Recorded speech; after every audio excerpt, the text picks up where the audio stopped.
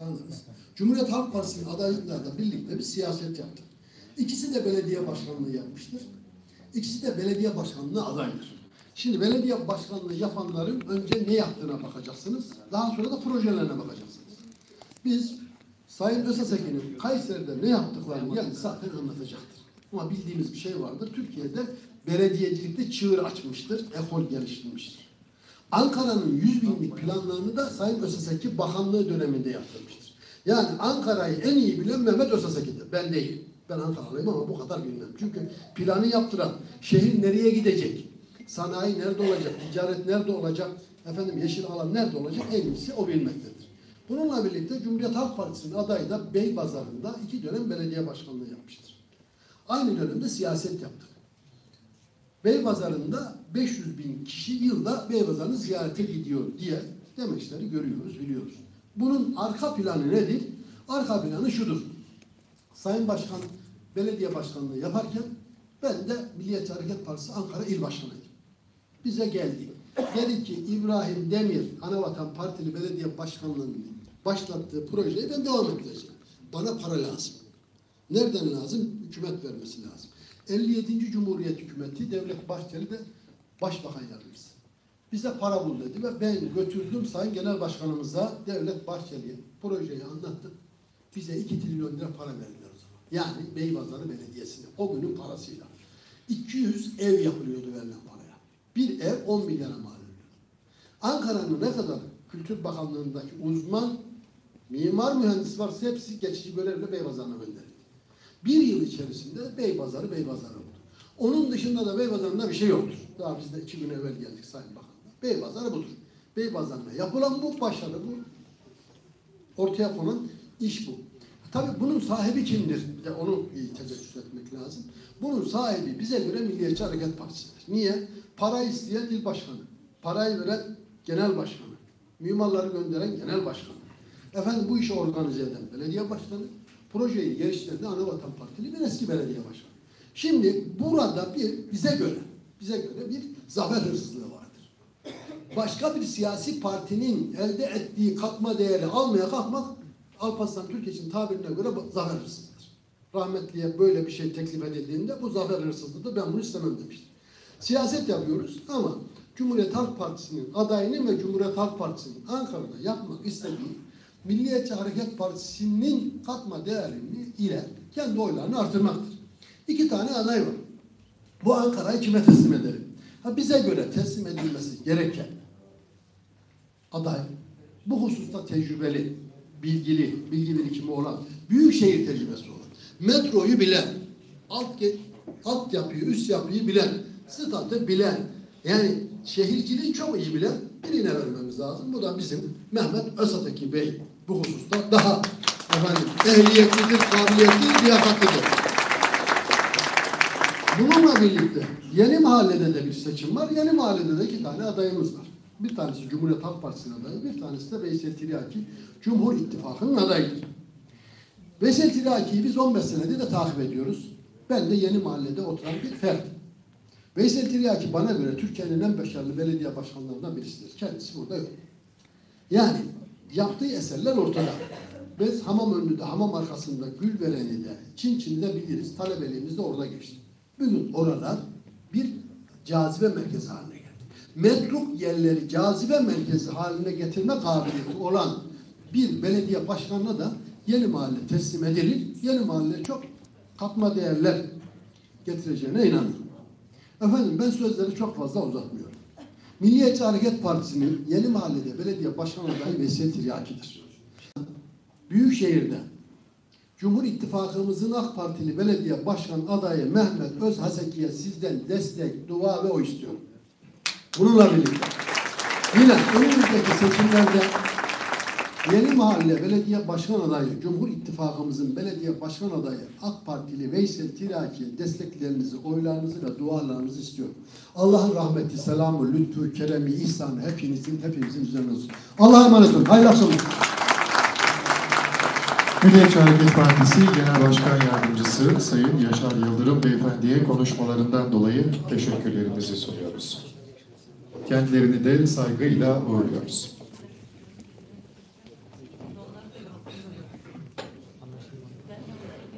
Saygıdeğer misafirler, değerli konuklar, programımızı teşrif eden Çerkez dostu, aynı zamanda bir Çerkez eniştesi olan Ankara'mızın HASEKİ Başkanı, Cumhur İttifakımızın Ankara Büyükşehir Belediye Başkan adayı Sayın Mehmet Özhaseki'nin kürsüyü teşriflerini arz ediyorum.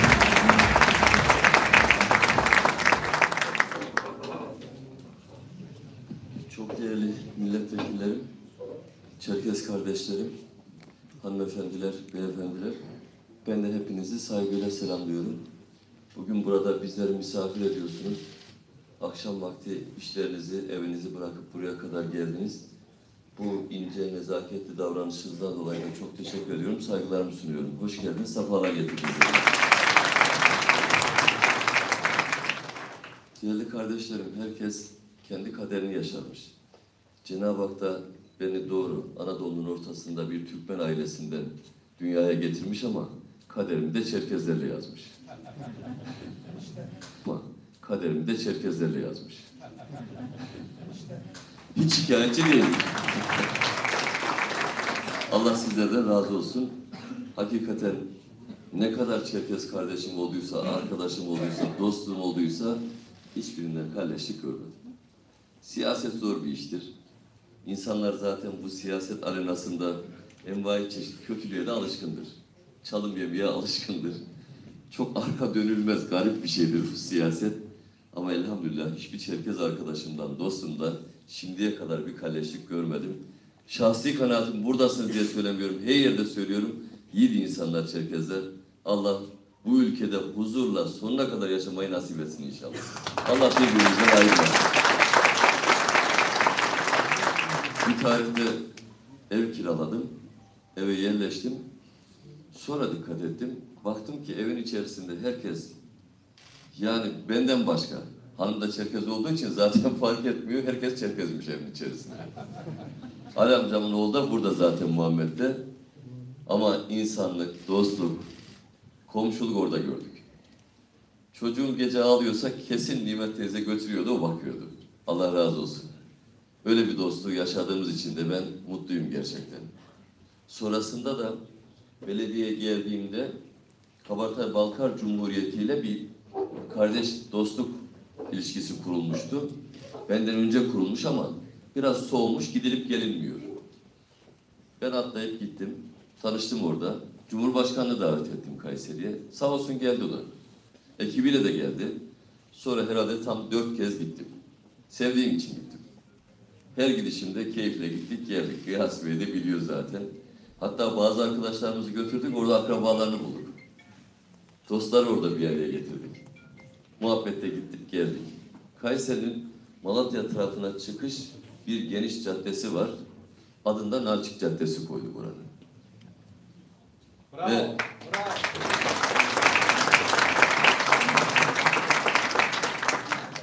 kardeşlerimizle irtibatımız hiç kopmadı.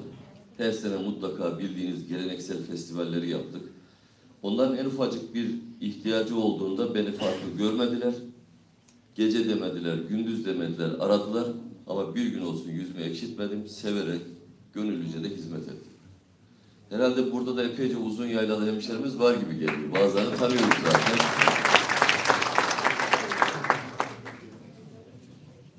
Çok kıymetli misafirler. Üzerinde yaşadığımız bu Anadolu coğrafyası bilim adamlarına göre dünyanın en eski yerleşim yerlerinden birisi. 2 bölge söyleniyor. Birisi Mezopotamya, birisi de Anadolu coğrafyası. Cennet gibi bir vatana sahibiz, çok şükür. Geçtiğimiz yüzyılın başında da özellikle bu coğrafya mazlumların sığınma coğrafyası olmuş. Yani Balkanlarda, Avrupa'da sıkışan, daralan ne kadar kardeşimiz varsa buraya gelmiş. Kafkaslar'da Çerkez kardeşlerimiz bu topraklara gelmiş. Ülkenin doğusunda, güneyinde kim daralmış, bunalmışsa bu coğrafyaya gelmiş. Şimdi bile daralan, bunalan geliyor. Adeta zalim dünyanın bir merhamet adası gibi olmuş bizim ülkemiz. Çok şükür 1900'lerin başında devletimizi kurmuşuz. Cumhuriyet ilan edilmiş, yokluklar içerisinde o günkü zor şartları geride bırakmışız. Devlet olmuşuz. Bayrağımız hür bir şekilde dalgalanıyor. Ezanlarımız okunuyor. Herkes inancını istediği gibi hür bir şekilde çok şükür yaşıyor. Ve özellikle de 2000'li yıllardan sonra ekonomide bir büyüme, bir gelişme, hepimizin refahında bir artış net bir şekilde de gözükmeye başladı. Böyle olunca dışarıdan istemeyen güçlerin de hasetlikleri iyice arttı. Aslında bunlar varlardı. Onlar bir takım mücadeleler içerisindelerdi. Fakat çirkin yüzlerini çok net göstermeye başladılar.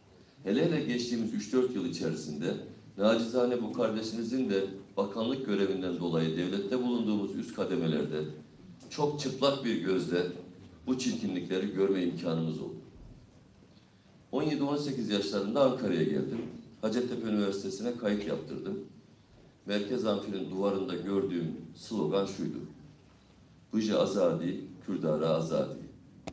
Ya ne oluyor dedim, bu ne, nereye özgürlük istiyorlar? Azadi kelimesinin azatlığın özgürlük olduğunu az çok anladığım için bu ne iş diye hayretle baktım. Bakın ta o günlerde vardı. Fakat bundan 4 sene önceki, Haziran öncesinde bunlara akıl verenler dediler ki siz artık yavaş yavaş bağımsızlık ilan etmeye başlayın. Çukurları kazın, öz yönetim ilan edin, partiniz de bağımsız bir şekilde bağımsız bir parti olarak girsin. Sonra AK Parti iktidardan düşecek, koalisyon iktidarları gelecek. O dönemde de şiddeti artırıp oldu bittiye getirin. Resmen verilen akıl bu. O günlerde terör örgütünün partisini televizyonlara çıkardılar, sazlar çaldırdılar, türküler söylettiler. Bizim ulusalcı bildiğimiz bir gazete Kandil'e gitti. Şimdi hala kimseye bırakmıyor ulusalcılığı o gazete. Kandil'de PKK'lılarla röportaj yaptı o günlerde. Hiç unutmuyorum, okuduğumu söylüyorum. Bu PKK'lı katiller var ya, bunlar çok çevreciymiş. Otlara basmazlarmış. Yere sigara izmariti atmazlarmış. Öyle çevreci insanlarmış. İyi de aslan gibi yavrularımızı vuruyorlar bizim. Evlatlarımızı şehit ediyorlar. Ne otu ya, ne çöpü, neden bahsediyorsunuz? Aklımızda alay mı ediyorsunuz bizim? Ve orada bağımsızlık ilan ediyorlar. Öz yönetim dedikleri o. O çatışmaların yaşandığı tarihlerde oralarda bulunan bir kardeşiniz. Güneydoğu'dan sorumlu koordinatör bakandı. Niye? Oradaki teröristler 30 bine yakın gariban insanın evini yaktılar, yıktılar. Perişan ettiler. 50-60 bin insanın da evi hasarlıydı. O hasarların giderilmesi lazım. Niye? Bir tarafta lanet PKK'lı bir katiller ordusu var. Bir de orada gariban mazlum adamlar var. O mazlum insanların dertlere derman olmak bizim işimiz. Gidip yaralarını sarmak, evlerini yapmak da bizim işimizdi. Bir yıl içerisinde orada 30 bine yakın evi yaptırdım. Altyapısını, üst yapısını, sonra da hepsini oraya dualarla evlerine oturttum çok şükür. O insanlar da o katilleri dışladılar o zaman. Lanet olsun size dediler. Öyle bir gelişme oldu. Oraya her gittiğimde genellikle muhataplarım o adamların partisine yakın olan tipler. Cizre'de mesela bunların oyları %95. Çoğu zaman insanları sandığa da götürmüyorlar. Kendilerini mühürlüyorlar zaten, kapatıyorlar ağzını. Böyle bir ortam var. Onu da biliyoruz zaten. Ama çoğu da korkudan sesini çıkarmayan o insanlardan oluşuyor. Onlara bir gittiğimde dedim ki, en son gittiğimde otel açılışı var. Salonda 1000 kişi var en az. Ben dedim bir şey merak ediyorum. Sizlere de sormak istiyorum. Lütfen benim bu soruma cevap verin. Hepsi sessizce beni dinliyor. Ben Kayseri'den geliyorum dedim. Kayseri milletvekili. Ankara'da da bakanım. Türk'üm. Allah böyle yaratmış. Yani insanın nerede doğacağını kendisi karar vermiyor ki. Kimse bu dünyaya gelirken dilekçe vererek gelmiyor ki. Allah'ın takdiri. Bu yüce takdire kimse bir şey diyemez. Ve gelip burada size hizmet ediyorum. Şu bulunduğumuz otelin azıcık alt tarafında, 50 metre alt tarafında bir terör örgütü var. Öbür taraf Suriye değil mi? Evet dediler. Oradakilerle akrabalığınız var mı sizin? Var. Geçmişte bir yaşanmışlık var mı? Var. Din bağı, kültür bağı var mı? Var. Hatta oradaki arsalar bile bunların ortak. Tarlalar ortak. Peki dedim, şimdi orada 13.000 kilometre öteden gelmiş Johnny'ler var. Johnny'ler. Onlar ne arıyorlar? Soruyor musunuz? Niye geldiler buraya? Ne işleri var? Ta 13.000 kilometre öteden buraya niye geldiler? Bunu sorguluyor musunuz? Onlarla bir akrabalığınız var mı? Yaşanmışlığınız var mı? Ortak bir kültürünüz, tarihiniz var mı? Yok, yok, yok, yok. Niye buradalar o zaman? Sonra para harcıyorlar. Sizin çocuklarınızın eline silah veriyorlar. Dağlara gönderiyorlar. Bakın size hizmet etmek için gelen bu şahsı, beni yani, vurmak için 4 geziyorlar etrafında. Nerelere bomba koyacaklarını düşünüyorlar. Ben size ne yaptım ki dedim ya. O terörist insafsızlar sizin evinizi yaktılar, yıktılar, evinizi yakıyor. 15 günde su akıyor, 15 günde bir su akıyor. Belediyeler çalışmıyor, Kandil'den gönderilen adamlar çünkü. Suyunuzu çıkarıyorum ben size. Irmağın kenarını temizledim, parklarınızı yapıyorum. Bu düşmanlık niye dedim. 13-15 yaşında, 17 yaşında kızlarınızın, oğlanlarınızın ellerine silah veriyorlar, dağa gönderiyorlar. Çocuklar dağlarda tecavüze uğruyor, taciz oluyor ve ölüyorlar çocuklarınız. Niye itiraz etmiyorsunuz? Niye isyan etmiyorsunuz? Salonda çıt yok arkadaşlar. Sessizce dinliyor. Herhalde diyorsunuz ki dedim, Bakan Bey sen konuş git, hadi ayıp olmasın, bir şey demeyelim de. Bunlar buraya özgürlükleri geliştirmeye geldiler. Eşitlik getirecekler bize. İnsan haklarını sağlayacaklar. Öyle mi diyorsunuz dedim. Ya bunlar vallahi de billahi de size günahlarını bile vermezler. Menfaatler olmasın, bir milim adım atmazlar bunlar. Ta buralara asla gelmezler. Size bitlerini, pirelerini vermezler bu adamlar. Niye aklınızı kullanmıyorsunuz? Emin olun bu sözleri yüzlerine defalarca gidip oralarda söyleyebiliriz. Söyleyeceğiz arkadaşlar, çaremiz yok. Çok şükür o tehlike atlatıldı. Bir de FETÖ diye bir bela çıktı. Herkes bilir. Çocuklarınızı verin okutalım. Biz şöyle müsamahalı insanlarız, şöyle hoşgörülüyüz. İşte yurt dışında Türkiye'ye dost çocuklar yetiştiriyoruz diyorlar. Karı olanlar getiriyorlar. 2 tane İstiklal Marşı söyleyince biz de duygulanıyoruz doğrusu. Ne bilelim bunların ahlaksızlığını. Onların gerçek yüzlerini de 15 Temmuz'da gördük. Bunun gibi IŞİD dediğimiz bir başka bela. Cübbeleri giymişler, kara kara sakallı adamlar onu kesiyorlar, bunu kesiyorlar, bir de tekbir getiriyorlar. Fesubhanallah. Müslüman olduklarını güya söylüyorlar. Böyle Müslümanlık kalsın. Sonra DAEŞ-KPC diye bir örgüt. Bunun gibi envai çeşit örgütler. Her birisi aynı yerden besleniyorlar, aynı amaca hizmet ediyorlar. İstekleri de şu, Türkiye bölünsün, parçalansın istiyorlar, küçülsün istiyorlar, güçlü bir ülke olmasın istiyorlar. Çok net. Kendi başının derdine düşsün istiyorlar. Sağ sol desin kavga çıksın, Alevi Sünni desin kavga çıksın, Kürt Türk desin kavga çıksın. Birbirini yesinler, zayıflasınlar, küçülsünler, paramparça olsunlar. İkincisi de ülkemizin güneyinde bir terör devleti kurulsun istiyorlar. Başımıza bela olacak bir terör devleti kurulsun istiyorlar. Amaçlar da buydu. Biz onlarla mücadele ederken emin olun, bütün bir milletin bize dua ettiğini biliyoruz. Bizi desteklediğini biliyoruz. Bize oy verir, vermez. Ayrı bir şey. O tercih. Herkesin gönlüne hoş gelen tarafa gidip oy verir. Buna saygılı olmak lazım. Ama bizim o kötülere karşı mücadelemizde bütün bir millet bize dua ediyor. Bunun farkındayız. İstedik ki partilerle beraber olalım. Kurumlar da bizimle beraber olsun. Partili çekişmeler ayrı bir şey. Siyasi tartışmalar ayrı bir şey. Ama mesele ülke meselesi ise, vatan meselesi ise, bayrak meselesi ise ya o zaman başka bir şey konuşulmaz. O zaman destek olunur gibi baktık. Orada da yanımızda sadece Devlet Bey'i gördük. Allah razı olsun. Teşekkür ediyoruz. 15 Temmuz gecesi gidip partisini açtı, ışıkları yaktı. Ben ihtilale karşıyım. Seçilmiş meşru hükümetin yanındayım diyerek ilk beyanatı veren de oydu. Allah razı olsun diyoruz. O zaman işte Cumhur İttifakı'ndaki birlikteliğimiz başladı. Ve nihayetinde şimdiye kadar yapılan görüşmelerde, Cumhur İttifakı görüşmelerini sürdüren arkadaşlarınız, kardeşleriniz de benim. Emin olun görüşürken, konuşurken kendi aramızda bir şehir pazarlığı asla olmadı. Çok net söylüyorum. Belki başka partiler 3-5 şehir senin olsun, benim olsun diye dertleri olabilir. Ama biz Türkiye haritasını önümüze yatırdık. Belediyeleri sıraya dizdik. Tek tek bakarken istedik ki bu belediyelerin başına Kandil'den emir alacak adamlar gelmesin. Pensilvanya'dan emir alacak adamlar da gelmesin. Var mıydı? Vardı da onun için yapıyoruz bunu zaten. 100'den fazla belediye kayyum atandı. Niye atandı? Laf olsun diye, karşı parti diye mi atandı? Yok öyle bir şey, emin olun yok.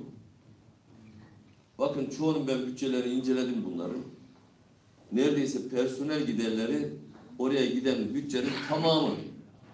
Ankara'dan biz maliyeden, İller Bankası'ndan 100 lira gönderiyorsak 95, 97, 98 lirasına kadar hepsini personele dağıttıklarını gösteriyorlar. Halbuki başarılı belediye başkanları %15-20'lerde tutar personel giderini, geriye kalan %80'lik bölümüne de yatırım yapar. Şehrine yatırım yapar. Patnos'ta bunlar 5 sene önce sözleşme yapmışlar işçiyle. 7.500 lira maaş. Okullarını, camilerini, altyapılarını, su, kanal vesaire hizmetlerini, yeşil alanlarını yaptırdık. İnsanlar da evlerini yaptırdılar, geçip oturdular. Ne gece kondu kaldı, ne o bizim bildiğimiz kötü, vahşi yapı kaldı. Elhamdülillah. Ayrılırken de kasası dolu dolu bir para teslim ettim. Bir belediye teslim ettim. Her yerde, tüm Türkiye'de elektrik şirketleri özeldir mesela. Ankara'da da özeldir. Kayseri'de %51'i belediyenin. Ne kadar büyük bir para kazanacağını veyahut da oradan ne kadar büyük bir gelir geleceğini tahmin edin. Öyle de gelirler bırakarak ayrıldım. Ve herkesle de helalleştim. Çok şükür. Özellikle bazı eserler bıraktım ki Kayseri'yi geleceğe taşıyacak eserler. Erciyes'tağ'a bir kayak merkezi yaptırdım. Sömestr tatilinde sordum. Kaç kişi vardı diye bir günde. 120.000 kişi dağda bir günde kayak yapmış. Dağın her tarafını planladığım için 120.000 kişi bir günde.